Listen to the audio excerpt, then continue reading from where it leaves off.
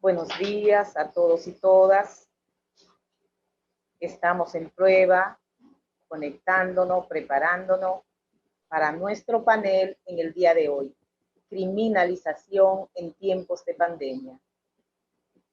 Vamos a ambientar esta mañana con la canción No Basta Rezar. ¿Por qué decimos que no basta rezar?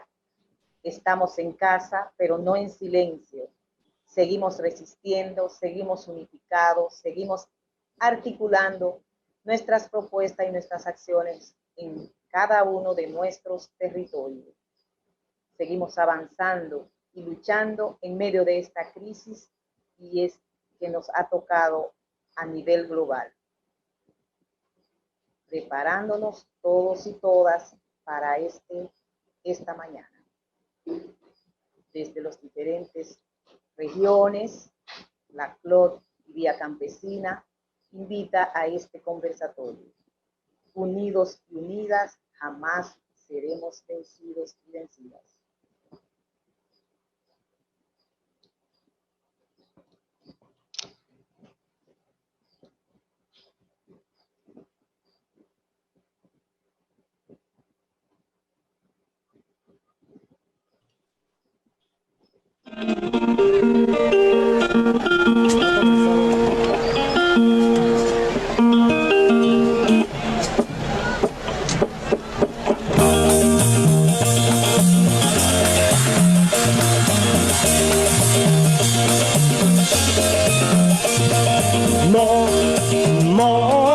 No basta rezar, hacen falta muchas cosas para conseguir la paz. No basta rezar, hacen falta muchas cosas para conseguir la paz. Y rezan de buen, y rezan de corazón, pero también reza el piloto cuando monta en el avión para ir a bombardear a los niños del Vietnam, para ir a bombardear a los niños del Vietnam. No basta rezar, hacen falta muchas cosas para conseguir la paz. No basta rezar, hacen falta muchas cosas para conseguir la paz. Cuando el pueblo se levante y que todo haga cambiar, ustedes dirán conmigo, no bastaba con rezar. Ustedes dirán conmigo, no bastaba con rezar. No basta rezar, hacen falta muchas cosas para conseguirlas. No basta rezar, hacen falta muchas cosas para conseguir la paz. En el mundo no habrá paz mientras haya explotación del hombre por el hombre y exista desigualdad. Del hombre por el hombre y exista desigualdad. No basta rezar, hacen falta muchas cosas para conseguir la paz. No basta rezar, hacen falta muchas cosas para conseguir la paz. Nada se puede lograr si no hay revolución. Reza el rico, reza el amo y te maltratan al peón. Reza el rico, reza el amo, maltratan al peón. No basta rezar, hacen falta muchas cosas para conseguir la paz. No basta rezar, no basta rezar.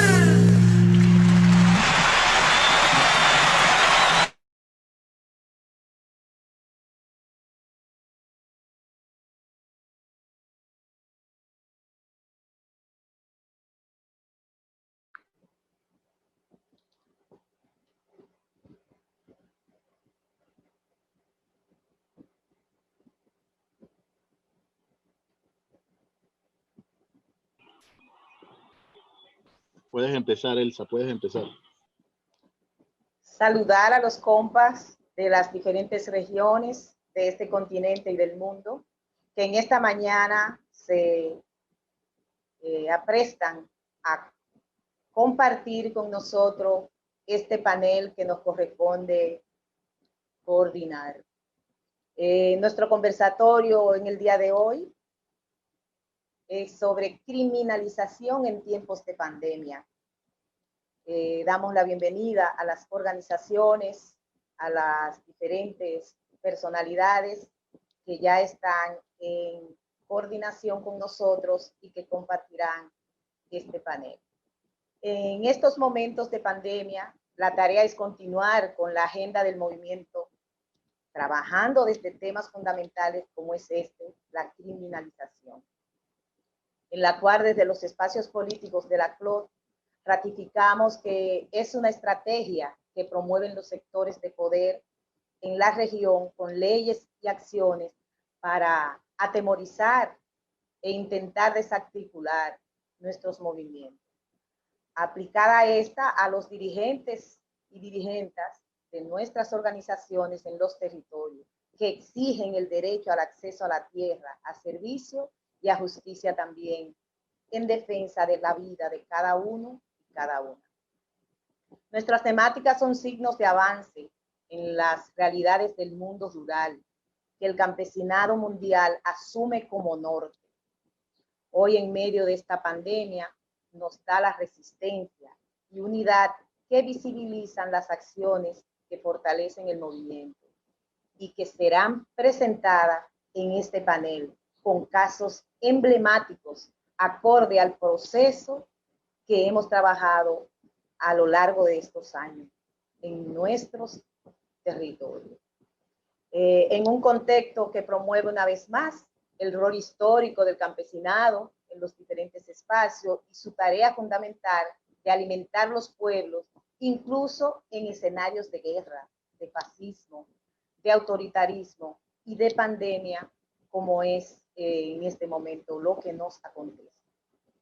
Este movimiento que lucha por demandas específicas como el derecho a la tierra, la soberanía alimentaria, entre otras demandas, también la respuesta recibida hoy es la represión, en movilizaciones, un ejemplo visible en el continente es que estas se agudizan y los compañeros la presentarán en sus ponencias. Se agudiza desde los gobiernos neoliberales de ultraderecha, que unido a la guerra mediática organizada por los que coartan desde el Estado el derecho al buen vivir de los campesinos y las campesinas. El COVID-19 ha paralizado al mundo, esto es verdad, pero esto realmente expone la vulnerabilidad del actual sistema alimentario globalizado, desde el agronegocios y los peligros que representan para todas las formas de vida.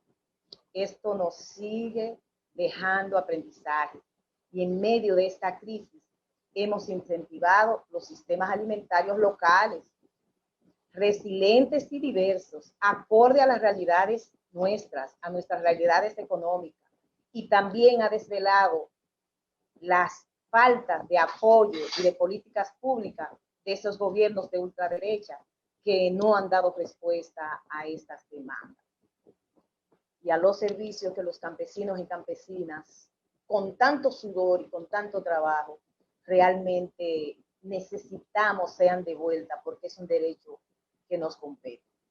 Nosotros queremos iniciar esta actividad del día de hoy, este panel, con esta reflexión y una proclama que plantea Facundo Cabral. Dice: si estás atento al presente, el pasado no te distraerá, entonces será siempre nuevo.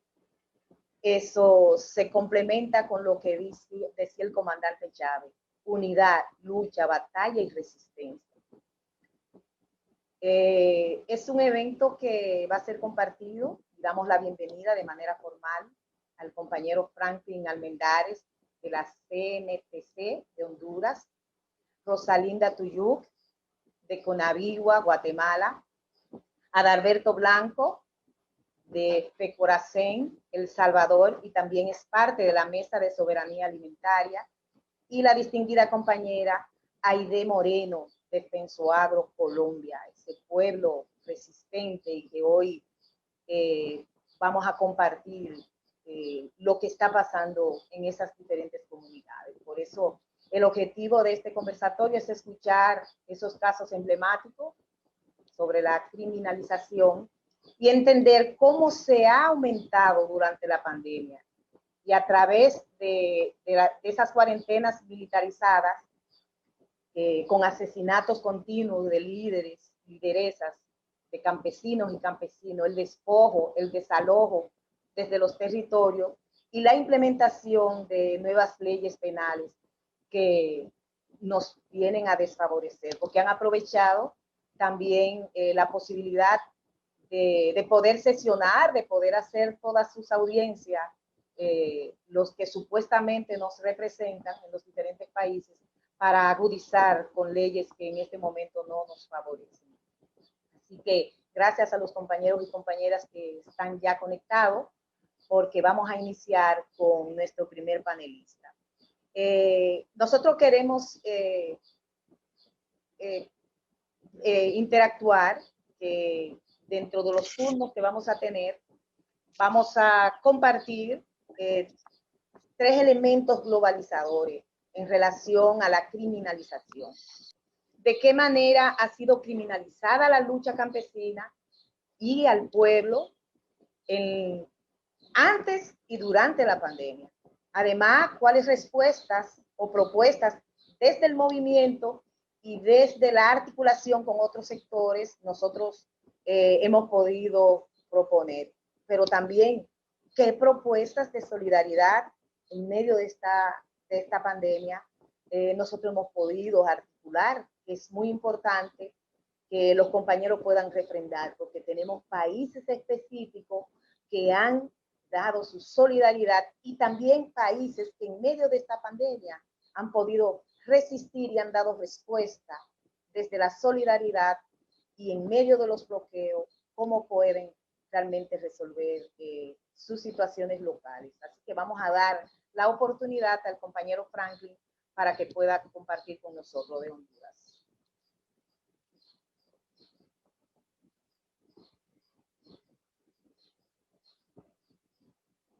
Micrófono, compañero. Hola, ¿me escuchan? Perfecto. Bueno, nuevamente, como les repito, buenos días. Un enorme placer, compañeras y compañeros, estar en este espacio para compartir las experiencias, para compartir las vivencias de lo que estamos viviendo en la actualidad, en esta crisis causada por el COVID-19, que es una crisis mundial que afecta directamente a la familia, a los pueblos, y la población campesina e indígena es la que mayor problema está sufriendo en estos momentos. Hablando de crisis, me atrevería a decir que en el caso nuestro hemos estado viviendo crisis tras crisis. Y me voy a remontar un poquito para poder aprovechar el tiempo sobre el tema de la criminalización en nuestro país. Nosotros hemos estado viviendo, como repito, crisis una tras otra. Desde el 2009, me quiero remontar ahí, donde nosotros hemos vivido la peor experiencia en los últimos tiempos, el fatídico golpe de Estado, donde vino a romper todo lo que fue el orden institucional, donde vino a acabar con las posibilidades que tenía este pueblo hondureño. Eso nos marcó de tal manera que causó división en las familias campesinas, causó una persecución exagerada de líderes, lideresas, y donde la situación política y social de este país se vio en situaciones muy difíciles. Una crisis que nos ha costado salir de ella. Luego enfrentamos otra crisis, la crisis electoral, 2014 en adelante, 2019, una crisis donde también dejó muchos muertos, muchos heridos, muchos encarcelados, a tal grado que todavía tenemos compañeros y compañeras que guardan prisión solo por exigir el verdadero derecho a la protesta, por exigir el derecho a que se respeten la garantía del ciudadano.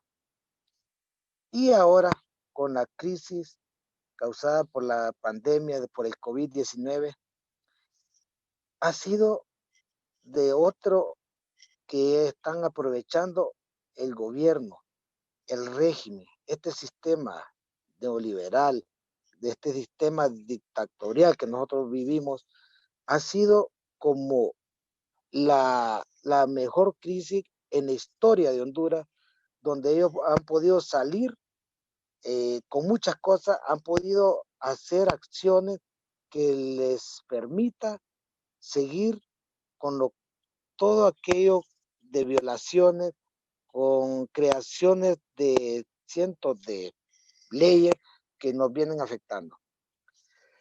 Y en este momento se agudiza la criminalización, porque no solo es que hemos venido recorriendo todo este tiempo, y lo quiero decir porque al final de todo esto tiene que ver con la criminalización total de las organizaciones sociales. En este caso, el movimiento campesino ha sido bastante afectado, de los líderes sociales y lideresas sociales que han exigido, que han alzado su voz, que han movido masas para hacerle frente a este sistema, para exigir los derechos. Y es ahí donde el tema de la criminalización se ha vuelto cada día más fuerte. En el caso de la criminalización en la pandemia, yendo nomás a lo que es el tema al cual nosotros representamos, a este gran movimiento campesino e indígena, vemos de manera muy preocupante y realmente que esto traerá consecuencias altamente negativas, porque en todo este tiempo se ha fortalecido las Fuerzas Armadas de Honduras. Es decir, estamos en un país totalmente militarizado. Desde la salud se ha militarizado todo el tema de alimentación, imagínense, increíble, donde nuestra Constitución prohíbe totalmente que los militares puedan ejercer acciones dedicadas a lo que ellos, por lo cuales son establecidos. Se han creado proyectos, programas, vía decreto ejecutivo, donde faculta a las Fuerzas Armadas de Honduras a que trate el asunto del agro. Eso es algo terrible. En el tema de salud, de igual manera. En el Sistema Nacional de Emergencia, está siendo rectorado por los militares. Entonces, queremos decir? Que eso estamos totalmente militarizados y bajo el control de ellos. Y esto solo es por petición del Ejecutivo, porque es una forma de consolidarse, de mantenerse en el poder y de asegurar de tener controlado a nuestro pueblo. En medio de esta pandemia ha sido tan aprovechada, porque solo queda, sabiendo que nos agarró desprevenido, hay una crisis alimentaria, la crisis sanitaria también, colapsando los hospitales por esa razón que no estamos preparados, porque no se invierte en salud, no se invierte en producción. Pero aprovechando esto, y es ahí donde nosotros estamos altamente preocupados y hemos hecho un análisis profundo de las organizaciones, miembros de la CLOC Vía Campesina, la Comisión Política de Vía Campesina aquí en Honduras, nos hemos sentado y haciendo enormes análisis y debates en relación a esto. El gobierno de la República, un gobierno que todos ustedes saben, un gobierno dictador, un gobierno violador de los derechos humanos, ha creado un decreto ejecutivo donde pone en manos de la agroindustria la producción de alimentos, donde realmente deja sin ninguna posibilidad a los pequeños productores y productoras. Y no solo eso, les asigna enorme cantidad de millones de dinero. Un decreto que no se le llama PCM 030-2020. Un decreto altamente nocivo, donde en ningún momento los agroindustriales han producido alimentos. Y no basta eso. Es tan grave la situación que luego de ese PCM se crea un nuevo decreto ejecutivo, PCM 041-2020, que este sí es más grave. No solo le da a los agroindustriales la potestad, el apoyo financiero, técnico, etcétera, para que se dedique a la producción de alimentos, sino que en este nuevo decreto concesiona las tierras. Concesiona y específicamente ordena a que se le entreguen las tierras nacionales, ejidales y fiscales por 20 años y con una opción de prórroga a 10 años. Y lo más grave es a empresas transnacionales y empresarios nacionales. Y miren qué descaro, y a un costo de 100 lempiras al año por manzana de tierra. Le digo que esto solo significa una escalada de desalojos, de desplazamiento forzado, y donde la persecución, la criminalización se va a ver más fuerte. ¿Por qué razón? Nuestras familias campesinas, nuestras familias indígenas han vivido y viven en tierras que son de naturaleza jurídica nacional, ejidal y fiscales. Y ahora ya se puso a 15 días que tiene que entregarle a una instancia nacional de bienes del Estado. ¿Se imagina? Esto es tan grave que solo nos enfrentamos a una enorme persecución, encarcelamientos, procesamiento de la familia campesina y muerte. Así de claro. Esto nosotros lo veníamos analizando desde la Comisión Política de Vía Campesina Honduras.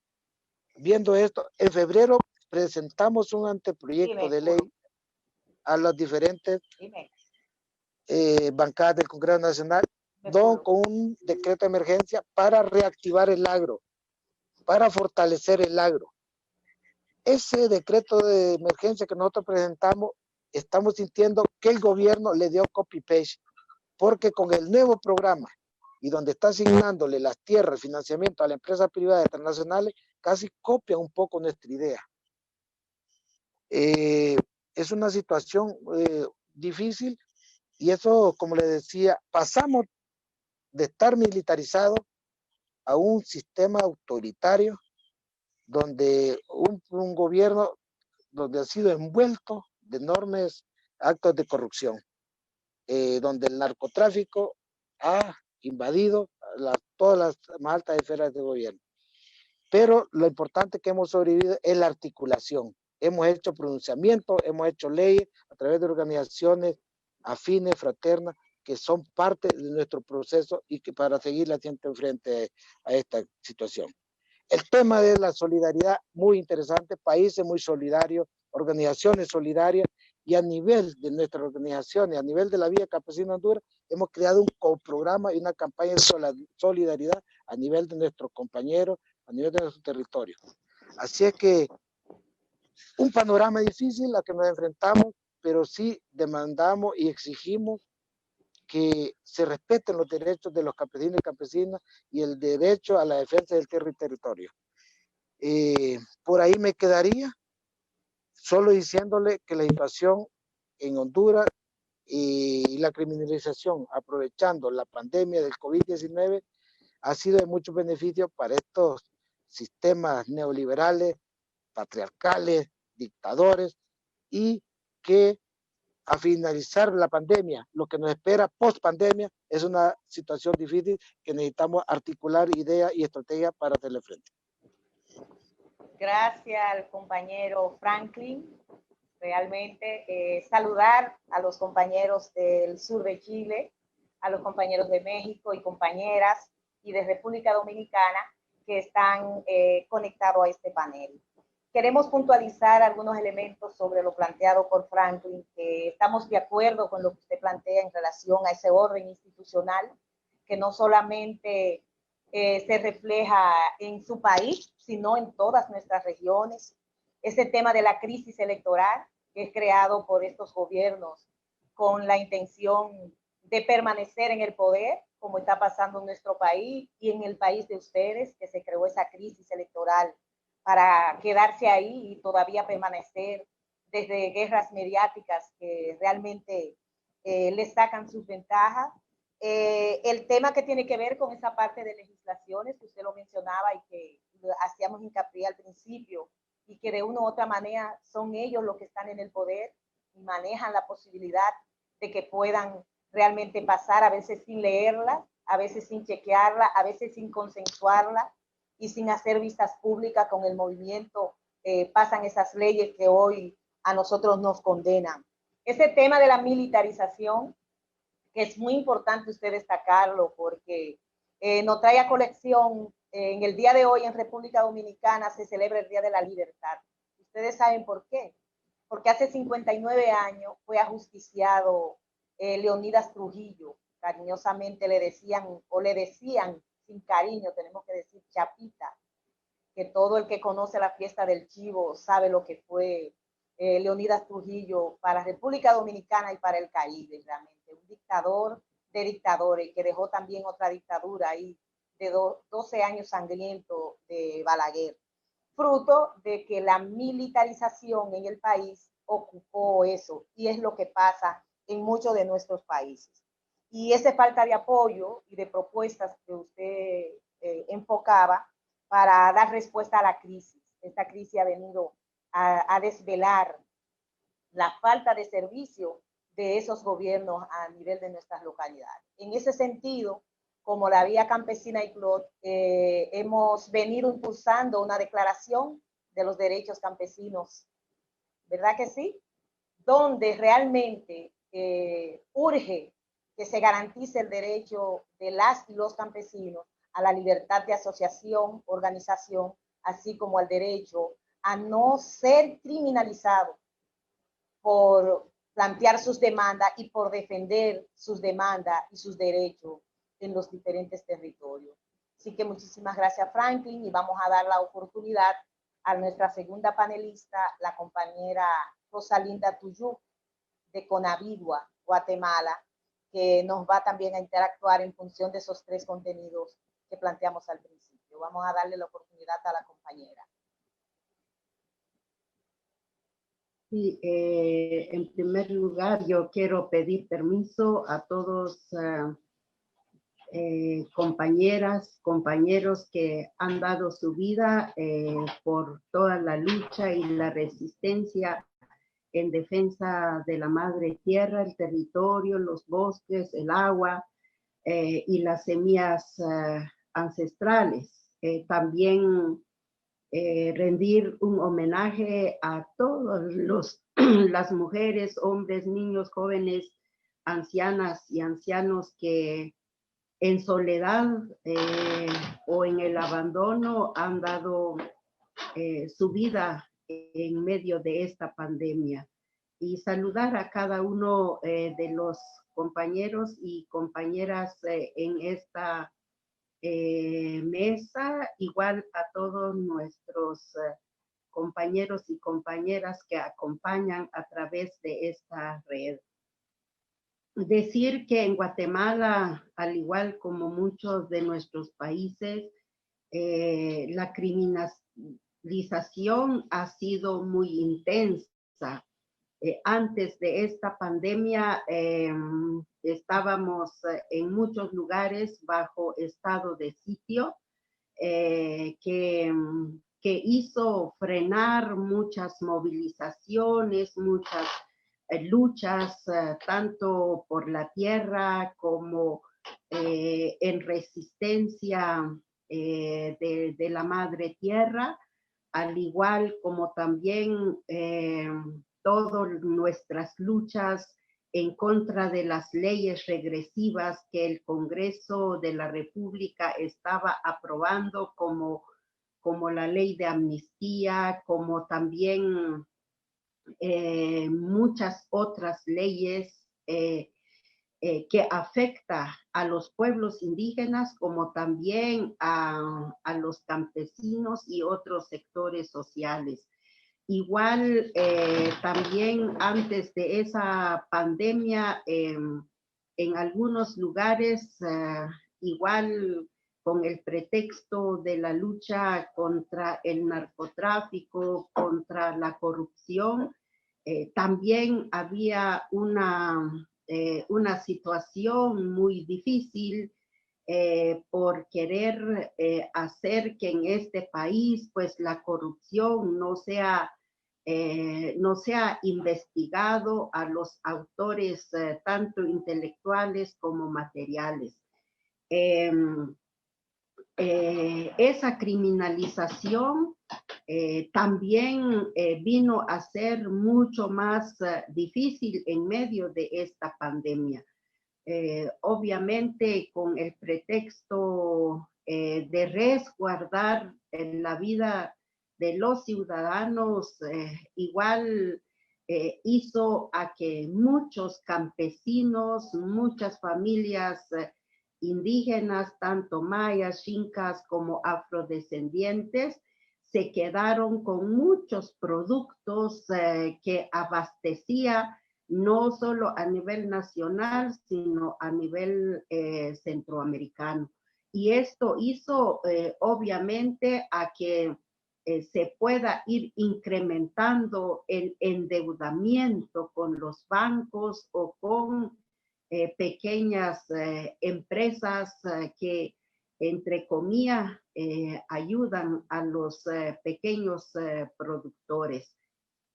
Otra situación que afecta en medio de esta pandemia también es que ha sido muy difícil protestar, pero aún en medio de eso muchas comunidades campesinas se levantaron en contra de las medidas gubernamentales a través del estado de calamidad y a través del toque de queda, puesto que esto solo había libertad de movilización para las empresas y no para los pequeños o medianos campesinos. Obviamente esto marca esa desigualdad, marca también el racismo institucional que siempre se ha mantenido desde el colonialismo hasta ahora. Pero también marca una situación a veces un poquito de ignorancia sobre cómo se mueven las comunidades campesinas e indígenas para poder también evitar la hambruna, evitar el contagio o evitar también más la pobreza.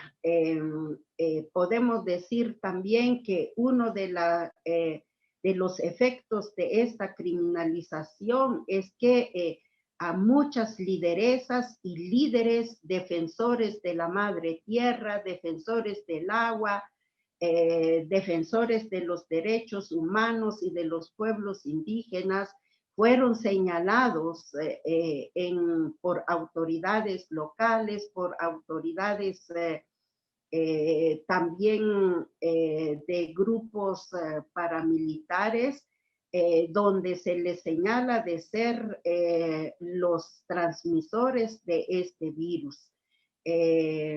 Y esto limita entonces la tranquilidad, ha limitado también la posibilidad de movilización entre comunidades cercanas, porque las autoridades y muchas de las autoridades también vienen desde la época del genocidio para controlar, amenazar y también para señalar a varios de los dirigentes que hacen un trabajo colectivo y un trabajo en defensa de nuestros derechos, tanto individuales como colectivas. También esto se tuvo que enfrentar para pedir apoyo en algunos centros principales de defensa de los derechos humanos para evitar agresión contra estas compañeras o contra compañeros.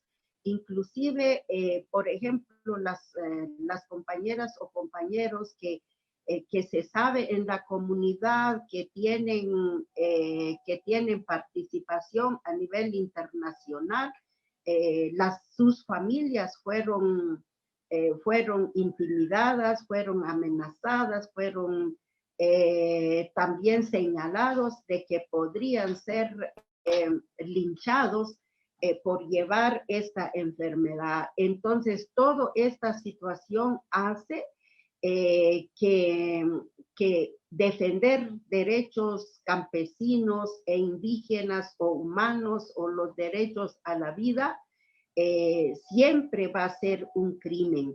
Y ante esto también hay una medida administrativa desde el Estado que se hizo de cambiar, por ejemplo, la naturaleza de las organizaciones. Antes éramos organizaciones no lucrativas y ahora automáticamente se pasaron nuestras organizaciones a ser fundaciones sin previo aviso, tal como lo dice el convenio 169, de estar informado y también de tener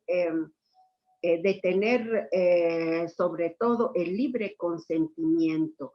Creo que al igual como en muchos otros países, también Guatemala siempre han sido prioridad en presupuesto, en apoyo tecnológico, defensa nacional, o sea, los militares.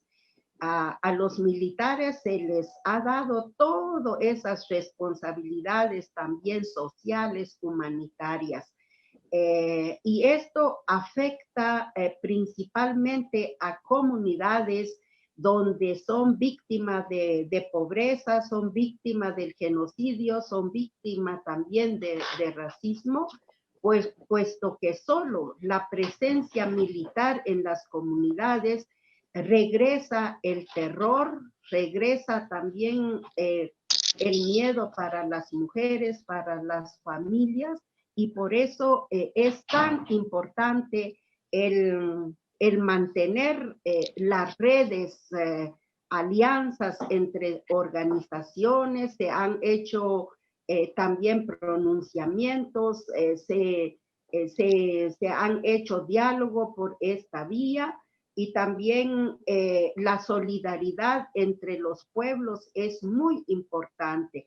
Desde el momento que muchas comunidades fueron cerradas, allí las comunidades indígenas hicieron su trabajo para poder llevar granos básicos, llevar también verduras, llevar palabra de aliento para que las comunidades no se mueran de hambre. O sea que en medio de todas esas crisis, la solidaridad siempre está presente, porque nuestros pueblos nunca nos hemos desvinculado a través del trabajo organizativo, del trabajo de solidaridad, y también la necesidad de entrar en redes con otras organizaciones hermanas. Entonces es muy importante seguir profundizando en medio de toda esta crisis valorar, fortalecer, generalizar todos los conocimientos sobre la soberanía alimentaria y también darnos ánimo porque toda esta criminalización no debe vencer nuestras luchas, sino al contrario, nos debe fortalecer con todo el trabajo entre organizaciones de mujeres, entre campesinos y también a nivel internacional. Así es que yo animo a todas las organizaciones para seguir adelante, porque solo globalizar la lucha va a ser nuestra esperanza de vida para el futuro. Gracias. Muchísimas gracias, Rosalinda. Excelente ese panorama que usted presenta de ese hermano país de Guatemala y que conocemos que realmente anda dentro de esos parámetros. Un abrazo desde este continente y desde el mundo a esos hermanos indígenas que están representados en ese rostro que hoy hace vocería a nombre de esas organizaciones y de esos territorios y que nosotros nos sentimos contentos y contentas de su presencia y de su participación. Usted plantea 3 puntos muy interesantes. Un punto que tiene que ver con la defensa del territorio, cómo hemos resistido, tomando como marco ese caminar, esa historia de nuestros antepasados y que hoy todavía permanecen con nuestra costumbre, con nuestras acciones, con esa articulación y con ese nivel de transmitir con las lenguas, con las semillas, con las acciones, lo que nos queda. Ustedes tienen la posibilidad de vivirlo. Muchos de nuestros países solamente de leerlo y quizá mal leído. Entonces, agradecemos esa posibilidad de poder intercambiar con usted. Y un punto muy interesante que usted planteó, que tiene que ver con la corrupción y la impunidad, que ha sido una de las banderas de lucha de este movimiento articulado con otros sectores en estos últimos años, fruto de todos los procesos legales que hemos tenido que lidiar en nuestros países con el tema de la corrupción y la impunidad, y que todavía pensamos, entendemos y seguiremos haciendo el esfuerzo para que sean condenados los que por razones de impunidad y de asumir y de poner en práctica esas leyes que nosotros hemos mencionado ahorita, no han sido condenados en nuestras jurisdicciones, pero entendemos que deben ser. Hay una deuda, sí, compañera, hay una deuda realmente con eso, con los que históricamente a este movimiento le ha costado la vida, como usted decía al inicio, de muchos compañeros y compañeras. Por eso nosotros decimos que Berta vive y que la lucha tiene que seguir. Y compañeras y compañeros que han perdido su vida defendiendo nuestras tierras, defendiendo nuestra producción, defendiendo nuestras demandas y nuestras propuestas, y que usted lo planteaba con bastante claridad. Tenemos que seguir visibilizando, como lo está haciendo la CLOI, la Vía Campesina, ese trabajo, esas acciones y ese sueño realidad que nosotros los campesinos, las campesinas, los indígenas, los artistas, los que estamos articulados y entrelazados, seguimos planteando incluso en este tiempo de pandemia. Así es que nosotros refrendamos que los estados deben empezar a implementar la soberanía alimentaria a través de la producción agroecológica y promover reformas agrarias populares. Una vez más, Cuba lo está haciendo, lo están haciendo otros países. ¿Por qué no pueden nuestros gobiernos nosotros luchar para que también lo pongan en práctica? También las circunstancias han dejado bastante clara que en el día de hoy la humanidad realmente no ha recibido una respuesta de esos estados. ¿Por qué? Porque lo que nosotros hemos defendido, lo que nosotros planteamos en esos derechos campesinos que usted enfocaba, falta todavía por poner en práctica. levantemos nuestras banderas y continuemos nuestro proceso de lucha y resistencia en cada una de nuestras comunidades. Gracias, compañera, y vamos a pasar al compañero Alberto Blanco desde Coracén, El Salvador, y que también es parte de la Mesa de la Soberanía Alimentaria, para que pueda compartir con nosotros su ponencia. Muchas gracias, Elsa, y muchas gracias, compañeros y compañeras. Un abrazo tropical para las personas que nos escuchan a través del Facebook, y también un abrazo y un reconocimiento al campesinado que alimenta al mundo. Bueno, desde El Salvador, haciendo una recapitulación breve del contexto en el que estamos y en el que se encuentra el inicio del COVID-19.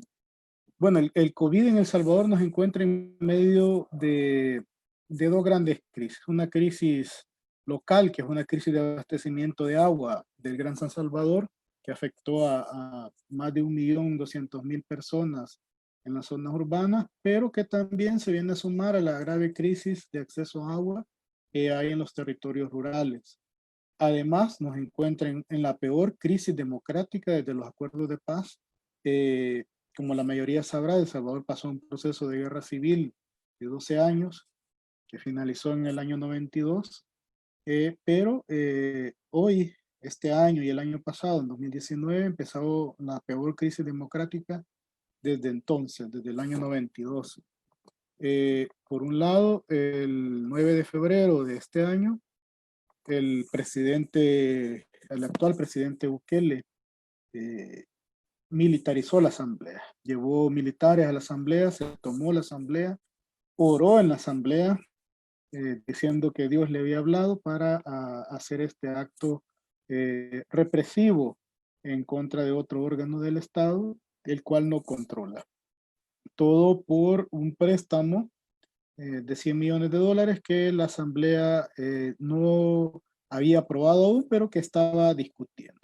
Entonces fue la excusa perfecta para que el actual presidente Bukele militarizara el espacio legislativo. Además de eso, tenemos un grave conflicto también, no solo con la Asamblea, sino con la misma Corte Suprema de Justicia, que solo ha sido aplacada a través de las embajadas que están en nuestro país y de presiones diplomáticas, y por supuesto el principal aliado del presidente Bukele, que es el Donald Trump, ¿verdad? Entonces, esta crisis nos llevó a un intento de golpe que ha sido reconocido a nivel mundial como tal, como un intento de golpe que ha puesto en jaque a la débil o insípida democracia que tenemos.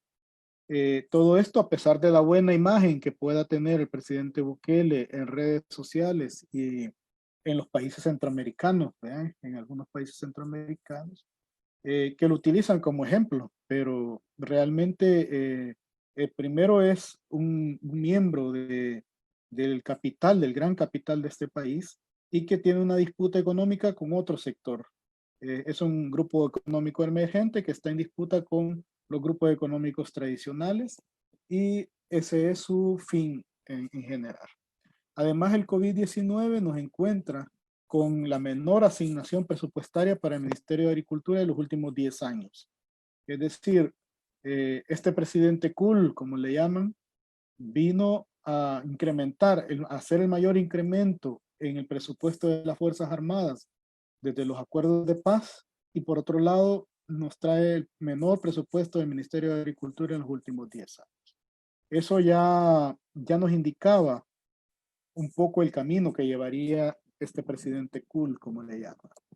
Por otro lado, dentro del Ministerio de Agricultura hay un programa especial de apoyo al campesinado, que es el único apoyo constante que se da al campesinado, que es realmente muy poco, y con una lógica de revolución verde, que es un paquete agrícola que se le da semilla híbrida que produce el gobierno, y un paquete de abono, de fertilizante químico, ¿no? Que es para producción de maíz y frijol principalmente. Entonces hay una reducción de más de 22,000 paquetes y se enmarca en la mayor reducción de los últimos 5 años de apoyo, por más pequeño que sea, pero era el único apoyo al campesinado salvadoreño de los últimos 5 años. Seguimos viendo indicios de que el agro no es una prioridad para este gobierno y también que no lo será a futuro. Entonces, la estrategia del presidente para enfrentar la crisis se convierte en una estrategia represiva. Militarización, que es continuidad al intento de golpe de Estado del 9 de febrero, perdón, de 2020, y toma el mando prácticamente de la emergencia, el sistema de seguridad, incluyendo al ejército y la policía, y no así un sistema de salud integrado, ¿verdad? Entonces son los militares los que controlan la policía, los que controlan la cuarentena, los que controlan el libre tránsito de las personas y por lo tanto restringe, como dice un dicho, el que es martillo todo lo ve como clavo. Entonces el ejército y la policía no estar capacitados ni entrenados para controlar situaciones de emergencia, en este caso emergencia sanitaria, pues su única función es reprimir a la población. Este es el caso de que alrededor de 10,000, más de 10,000 personas han pasado por centros de cuarentena o centros de resguardo, como le llaman ellos, que en realidad son cárceles civiles en que se lleva a gente que viola, entre comillas, la cuarentena, porque eso queda a criterio del militar o del policía que se lleva a estas personas, y han pasado 10,000, más de 10,000 personas por centros de cuarentena, que en realidad se convirtieron en focos de contagio para estas personas, la gran mayoría personas rurales, personas campesinos, que como ustedes sabrán, como todas las personas que nos escuchan, todas las personas que nos escuchan lo sabrán, las distancias y los medios de transporte en las zonas rurales son sumamente complicadas en comparación a las zonas urbanas y por lo tanto las distancias para abastecerse de alimentos o de productos esenciales son más grandes y por lo tanto son más susceptibles fueron más susceptibles de ser capturados. Por otro lado, El Salvador se encuentra con la crisis del COVID sin una ley que estamos peleando desde hace 12 años y la primera propuesta de ley de soberanía alimentaria la presentó Vía Campesina El Salvador en 2008, que no ha sido aprobada y que todavía está en discusión de la Asamblea después de 12 años. Por lo tanto, no tenemos un instrumento legal, jurídico, institucional para hacer frente a la crisis alimentaria que nos está cada vez golpeando más. Por otro lado, tenemos que han habido grandes pérdidas por el tipo de manejo que ha hecho el presidente Bukele, que es un manejo represivo y que nos ha mandado a cuarentena domiciliar, ¿verdad? Se interrumpió el transporte público y no hay un mecanismo para alimentar a la población. Es decir, se rompieron todos los canales de distribución entre el campesinado y la población urbana y por lo tanto la población urbana ha entrado en crisis alimentaria, una crisis creo que nunca antes vista en los últimos años en El Salvador, y en el caso de las zonas rurales del campesinado, la pérdida de su producción por no poder colocarla y venderla. Por otro lado, la política del presidente Bukele ha sido abrir fronteras e importar alimentos. Se habla de 50,000 toneladas métricas de maíz blanco que ha importado sin antes verificar la existencia de maíz a nivel local y comprarle a los productores que ya tienen almacenado maíz. O sea, hay un diálogo inexistente entre el gobierno actual y el campesinado que lo que provoca es, por un lado, una precarización aún mayor del campesinado en El Salvador y también la crisis alimentaria en la población urbana. Por otro lado, tenemos que la población campesina, bueno, en toda Centroamérica estamos en la época de inicio de la cosecha, del cultivo agrícola, ¿verdad? Principalmente del maíz y del frijol. En este caso, hemos visto que la población ha estado temerosa de poder iniciar el cultivo, pero aún así ha hecho su trabajo, ha continuado con el trabajo histórico de alimentar a la población salvadoreña y en cuentas finales son los responsables de nuestra alimentación. Por otro lado, el gobierno también ha iniciado una campaña de endeudamiento. Solo en 2020, en lo que llevamos de 2020 y prácticamente en la emergencia del COVID-19, han endeudado el país por más de 3.000 millones de dólares. Es decir, sumado el presupuesto 2020, suma 4.000 millones de dólares, que es equivalente al endeudamiento de los últimos 8 años, en apenas 5 meses del 2020.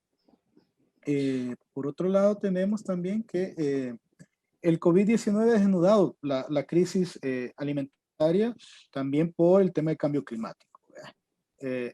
¿Cómo responde el campesinado en El Salvador? Bueno, por un lado, alzando la voz, tocando puntos neurálgicos del problema, señalando la corrupción, señalando las medidas represivas de las instituciones públicas y también, y lo más importante, como decían ustedes también, solidarizándose con toda la población y con sus comunidades.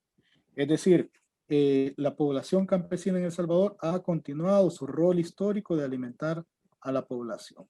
Y para finalizar, tenemos que, con gran alegría, la solidaridad, internacionalismo de países hermanos. Bueno, Nicaragua, que ha abastecido El Salvador durante los últimos años de frijol, este año no ha sido la excepción.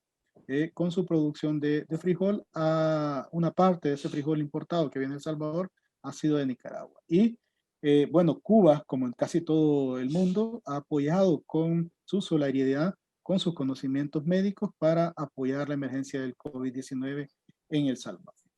Eso es, a grandes rasgos, cómo está el país.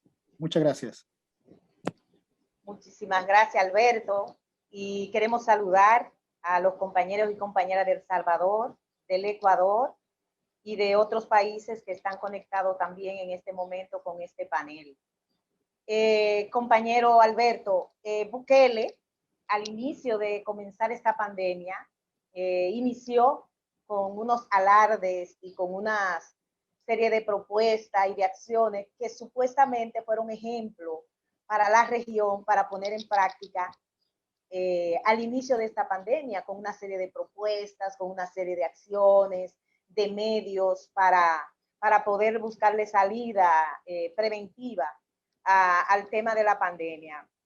Como decimos en nuestro país, cuando tú tiras un globo para arriba, si se le pega la corriente, se explota, o si cae al suelo y encuentra una aguja, también se explota. El compañero, ese señor, no voy a decir compañero, en medio de toda esta crisis mundial, con lo que usted acaba de plantear, cayó y explotó.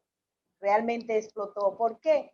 Porque esas medidas de endeudamiento, esas medidas de planteamiento de financiación a deudas, principalmente en ese sector campesino, se desplomaron, se cayeron. Perdió la credibilidad, perdió esa guerra de medios que tenía a nivel del continente, tenía una buena plataforma de medios y que lo vendía como una persona que estaba solucionando, que estaba buscando salida. La misma realidad que usted plantea y que hay en ese país le dio una respuesta a las propuestas que él planteaba, que no tenían ninguna sostenibilidad, ni económicas, ni, yo diría que ni jurídica a nivel del país. Y usted hace hincapié del tema que tiene que ver con los insumos agrícolas. Nosotros y nosotras, desde la Clovia Campesina, tenemos una campaña de no a los agrotóxicos. Eso fue uno de los puntos que se le abrió una guerra a ese señor, porque comenzó a recibir, comenzó a plantear una serie de propuestas en relación a esos productos químicos. Desde ahí comenzó esa guerra que dio al traste con lo que hoy hay, que realmente es el panorama y esa parte emblemática que usted está planteando como país. Así que agradecemos su participación y realmente usted está hablando desde una visión y un panorama que nosotros sabemos que es real, fruto de esa visión que quiso presentar Bukele y que en el camino se botó y se estrelló. Se estrelló. Y por eso, como movimiento internacional, vemos con mucha preocupación que este tipo de políticas y de agresión se consoliden en países resistentes y de unidad y de coordinación como es El Salvador. Desde una derecha, con esos puntos que usted plantea, sin diálogo, sin coordinación, sin articulación, solamente desde poderes que se fortalecen con los que todos y todas conocemos, con esos neoliberales, y que no dan al traste muchas veces de que las denuncias y que los atropellos que están siendo víctimas a nivel de las localidades, ustedes pueda salir. Si no sale esas famosas demandas, esos famosos acuerdos, esas famosas intervenciones que en realidad son con los números, con las propuestas que ustedes están planteando como movimiento campesino. Así que muchísimas gracias y vamos a dar la oportunidad a la compañera Aide Moreno, de FENSOAGRO de Colombia, para que pueda asumir su turno en este momento.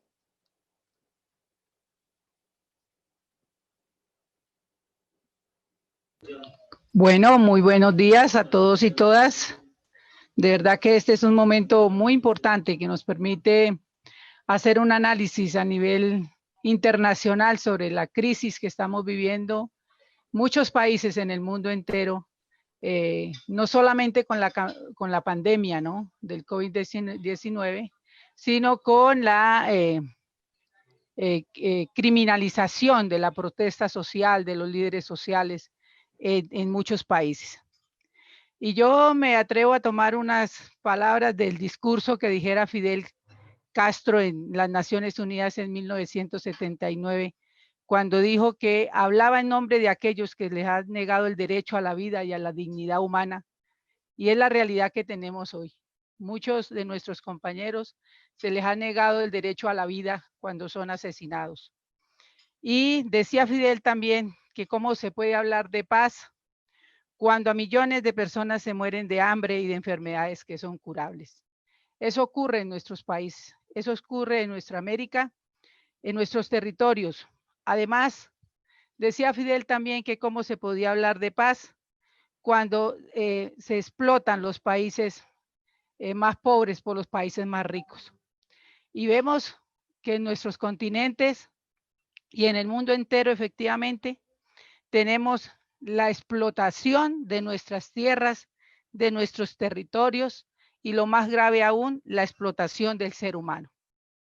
Vemos cómo el trabajo es cada vez más paupérrimo de los trabajadores del campo, de los trabajadores de la industria, de los trabajadores de diversas partes que son explotados por todas estas empresas multinacionales. Pero también vemos el empoderamiento del modelo neoliberal que encarna el desarrollo político de los diferentes países del mundo, explotando a un pueblo, a los pueblos más empobrecidos de nuestra América y del mundo en general.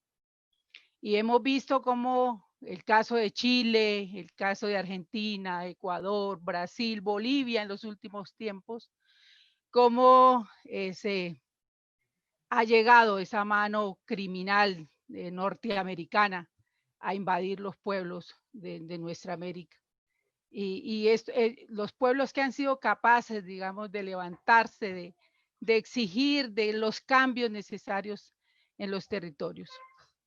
Y hoy tenemos una realidad que nos ha desbordado al mundo entero, que es la pandemia del COVID-19. Una enfermedad rarísima que muchos dirían de dónde salió o quién la impuso, ¿no? ¿Quién la ha traído al mundo entero para acabar a quién? ¿Para matar a quién? ¿Sí? ¿A las grandes empresas, a las grandes industrias o al pueblo pobre de nuestros pueblos, de nuestros territorios, de nuestros países? Esa es una gran pregunta y creemos que esa gran pregunta que tenemos hoy está impuesta por ese modelo capitalista neoliberal que encarna ese gran capital en el mundo entero. Entonces vemos que cómo enfrentar esa crisis, ¿no? Y entonces nuestros países nos conllevan y nos dicen, reglamentan normas en las cuales nos llevan a un confinamiento, ¿no? En nuestros territorios. Y mientras eso ocurre, mientras se da ese confinamiento, mientras nos encerramos para cubrirnos de esa crisis de enfermedades que tenemos, pues en el caso, por ejemplo, de Colombia, se va avanzando en la llegada de fuerzas estadounidenses a nuestros territorios, ¿sí? Invadiendo nuestra soberanía nacional gravemente. No solamente basta con los muertos que se tienen por la pandemia, ¿no? Porque en Colombia llevamos hoy más de 26,000 personas, hermanos colombianos muertos, contagiados por la enfermedad, ¿sí? Y eso es grave porque el contagio incluso se reproduce en las clases más pobres, en los barrios, en las ciudades, en los pueblos más vulnerables, ¿no? Que son los más afectados de esta crisis que tenemos. Y en medio de todas estas circunstancias, en nuestro país llevamos hoy, en este año 2020, más de 95 líderes sociales asesinados. Muy grave, muy grave.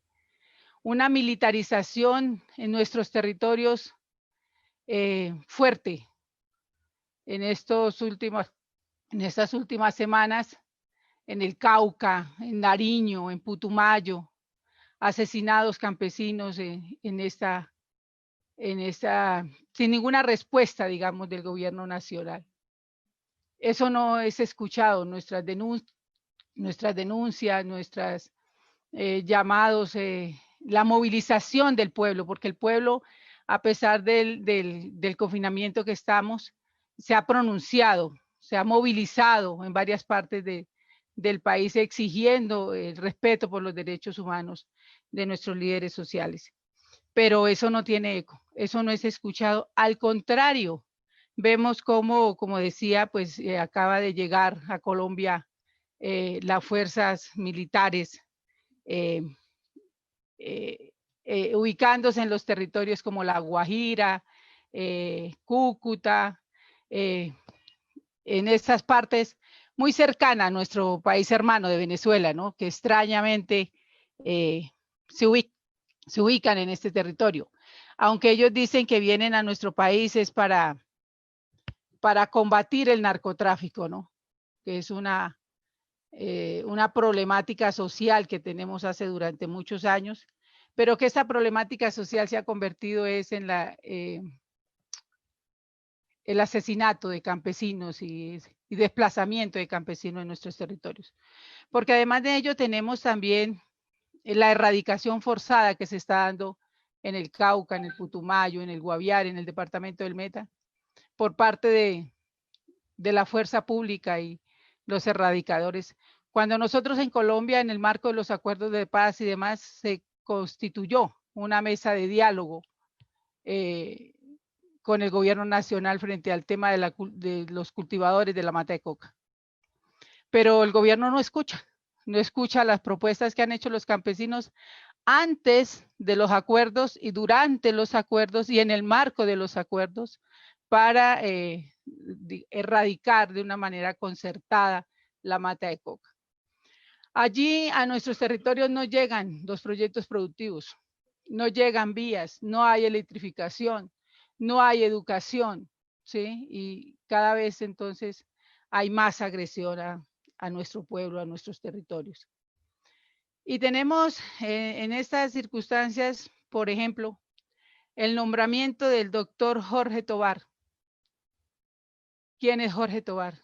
Hijo del paramilitar más temido en nuestro país, de Jorge 40, que fue nombrado en el Ministerio del Interior en la oficina de víctimas, para atender a las víctimas que causó el paramilitarismo, que ha causado y que causa el paramilitarismo en nuestros territorios, en nuestro país.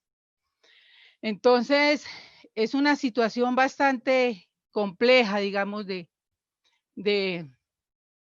represión contra el pueblo colombiano, contra las organizaciones sociales que estamos levantando todos los días nuestra voz a pesar de estas circunstancias que tenemos de aislamiento, de resguardarnos también nuestra vida, porque eso es otro atentado más a la vida, ¿sí? Es otro atentado más para nosotros aquí en Colombia, porque nos obliga a estar en nuestras casas y cómo hacer otra cosa si la contaminación está avanzando en nuestros territorios, ¿sí?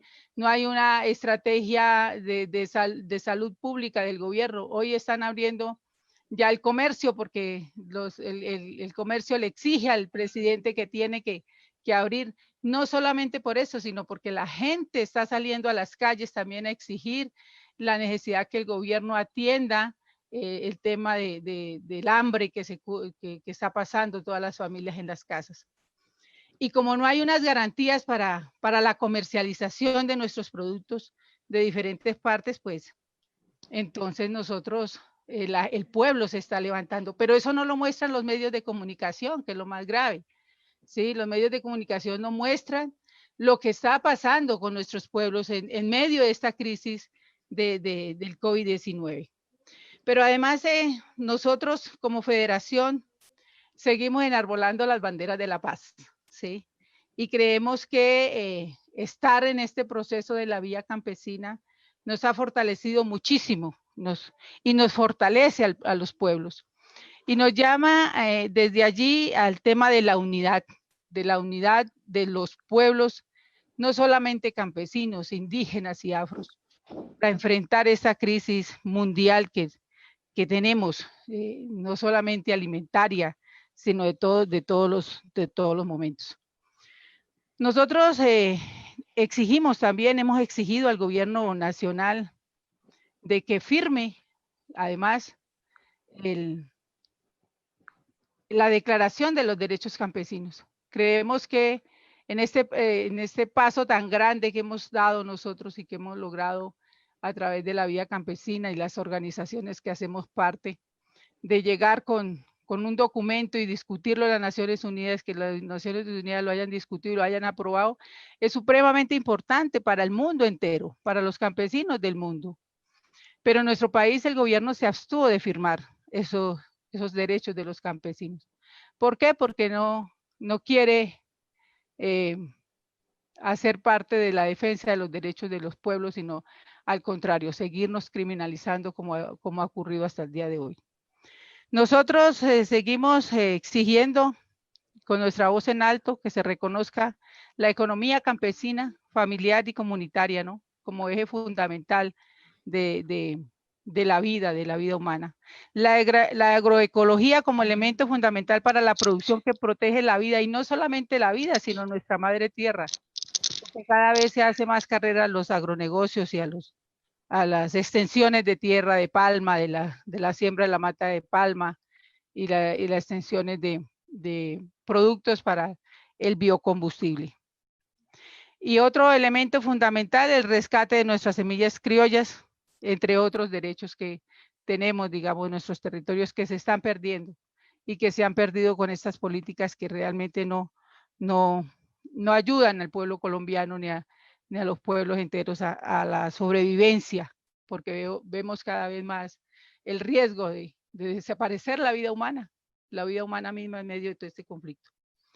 Entonces, compañeros, pueblo que nos escucha de diferentes partes del mundo, estamos levantando nuestra voz de exigencia, de derechos, de que se nos reconozca a los campesinos en Colombia como sujetos políticos, porque no estamos ni siquiera en el censo nacional como campesinos y consideramos que es una apuesta política de que se nos reconozca como sujetos políticos en este contexto nacional y que se nos respete nuestras exigencias y nuestros derechos.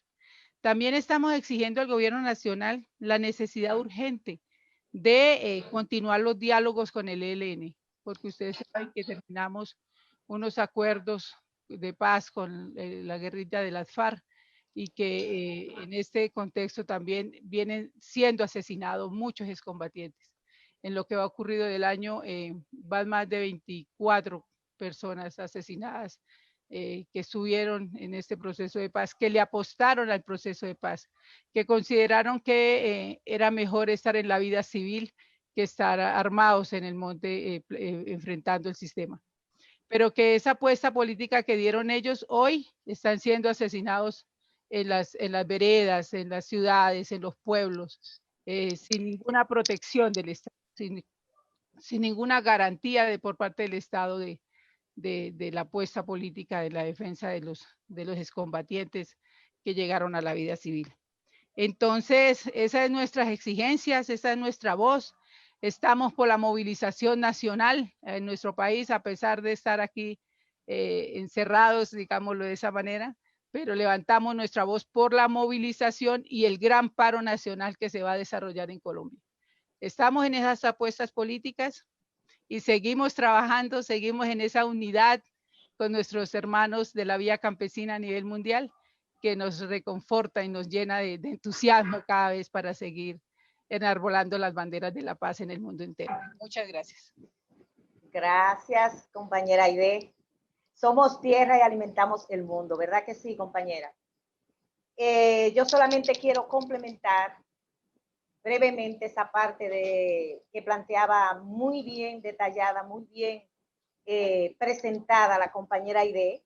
En estos días tuve la oportunidad de poder escuchar un programa de Radio Mundo Real, donde el compañero Diógenes Orgula y la compañera Nuris Martínez ratificaban lo que usted plantea en relación a las estadísticas de muertes y de atropello en ese país. Y decían en un título muy interesante: asesinatos sistémicos de líderes sociales se multiplican en pandemia, decía Radio Mundo Real. Y los compañeros ratifican.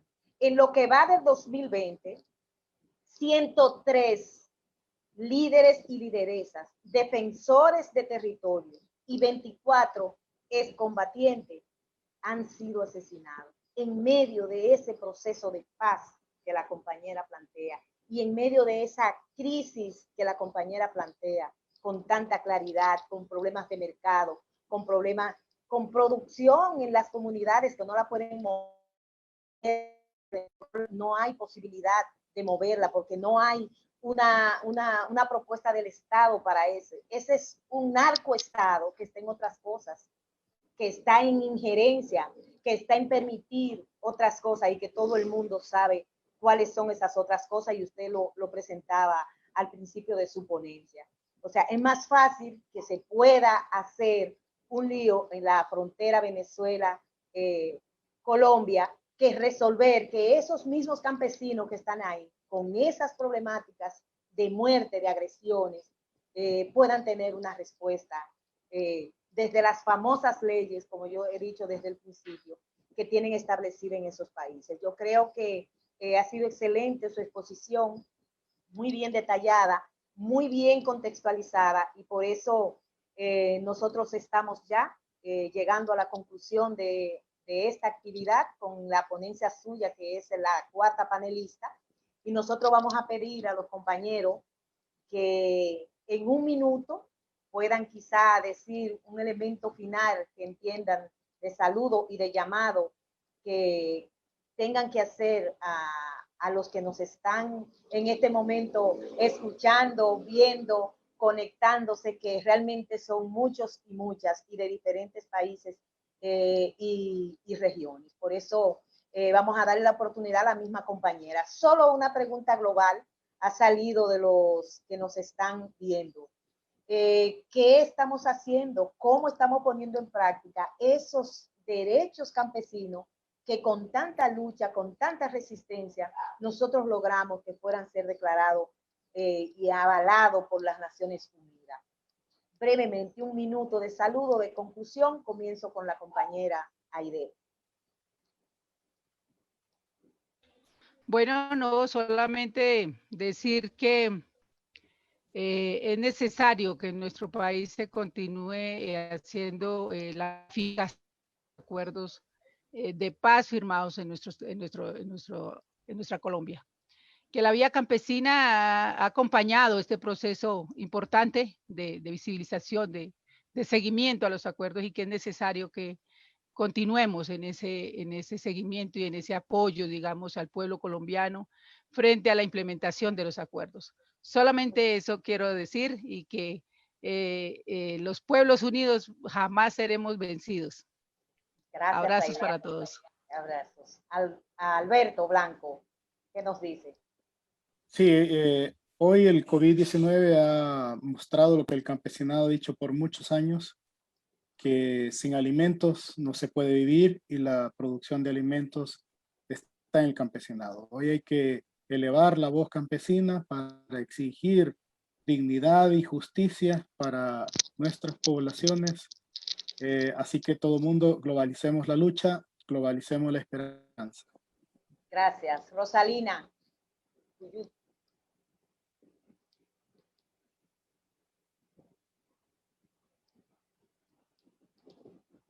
Rosalina. ¿Si me escuchan? Perfecto. Bueno, decirles que en medio de toda esta pandemia, hoy nos damos cuenta que las campesinas y los pueblos indígenas debemos estar siempre de la mano, defendiendo toda la tierra, defendiendo los conocimientos para defender toda la producción natural, y decir no a todas las semillas transgénicas. También decir que en este decenio para todos los derechos campesinos tenemos mucho por qué luchar, mucho por qué resistir, mucho por qué denunciar, y mucho por qué tenemos que estar en solidaridad, porque nuestros pueblos siempre son la vida y la columna vertebral para el desarrollo con identidad y de la mano con la madre naturaleza. Gracias. Franklin Almendares. La pandemia causada por el COVID-19 ha demostrado al mundo entero que los campesinos, las campesinas indígenas son las que producen los alimentos para alimentar al mundo. Y es por ello las exigencias al gobierno que echen un vistazo para que se den cuenta que es necesario fortalecer el campo. Y un llamado a la solidaridad, a la unidad del movimiento campesino, y globalicemos la lucha, globalicemos la esperanza. Gracias. Los derechos campesinos nos dicen: los pueblos del mundo tenemos derecho a resistir y a protestar frente a políticas neoliberales que reducen nuestros derechos y atentan contra la vida.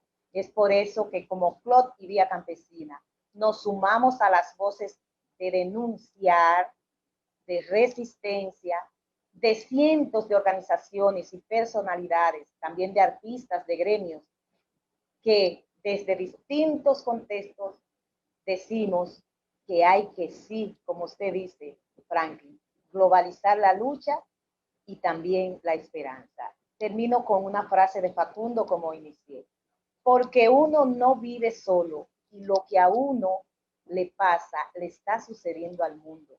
Qué frase que se pone a tono con lo que estamos viviendo hoy. Gracias a todos y todas por conectarse con nosotros en este panel sobre criminalización y pandemia, a los compañeros y compañeras de las diferentes organizaciones y regiones que han participado en esta mañana. Y a ese equipo técnico que nos ha dado el apoyo, el Fulo desde Panamá y la compañera Blanca y Erika desde Nicaragua. Gracias. Seguimos unidos y unidas, y jamás seremos vencidos y vencidas. Gracias.